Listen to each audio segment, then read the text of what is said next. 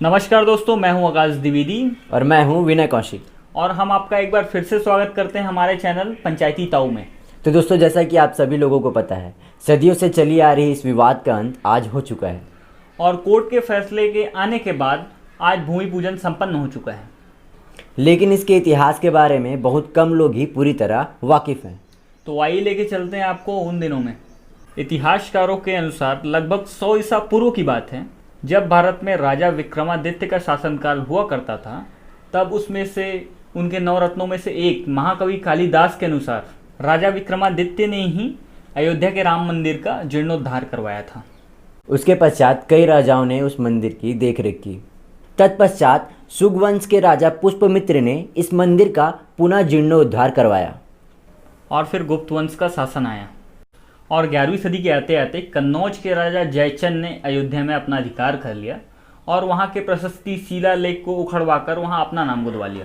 और पानीपत के युद्ध के बाद राजा जयचंद की भी मृत्यु हो गई और 14वीं सदी के आते आते विदेशी आक्रमण भी तेज हो गए। और अब आ जाता है मुगल काल और बाबरी मस्जिद का निर्माण। आइए अब चलते हैं बाबरी मस्जिद के निर्माण काल में।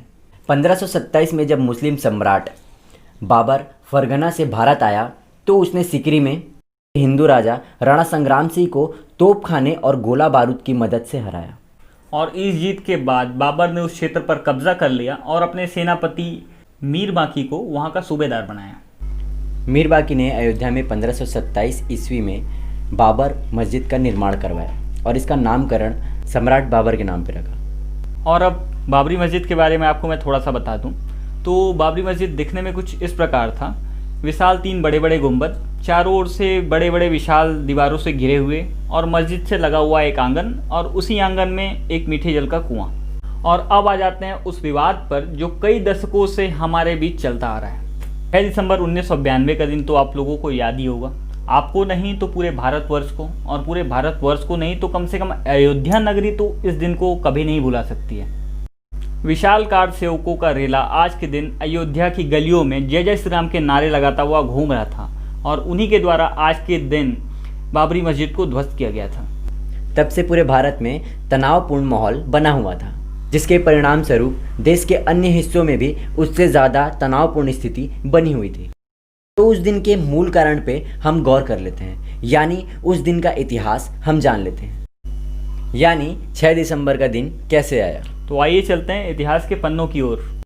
1859 में सर्वप्रथम हिंदू मुस्लिम दंगों के बाद ब्रिटिश सरकार ने विवादित ढांचे के चारों ओर तार की बाड़ लगा दी एवं हिंदू और मुस्लिमों को उसके अंदर पूजा अर्चना एवं प्रार्थना करने के लिए अलग अलग जगहें दी।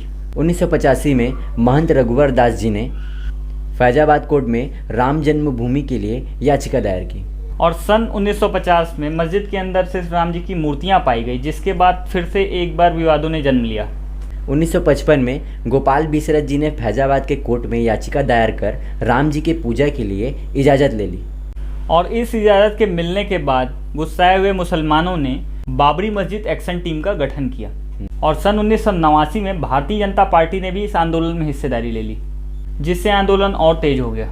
और 25 सितंबर 1990 को बीजेपी अध्यक्ष लाल कृष्ण आडवाणी जी ने गुजरात के सोमनाथ मंदिर से लेकर के अयोध्या तक के लिए रथ यात्रा निकाली, जिससे देश भर में दंगे और भी तेज हो गए, जिससे मजबूर होकर पुलिस को उन्हें समस्तीपुर से गिरफ्तार करना पड़ा, जिससे मामला थोड़ा शांत हुआ।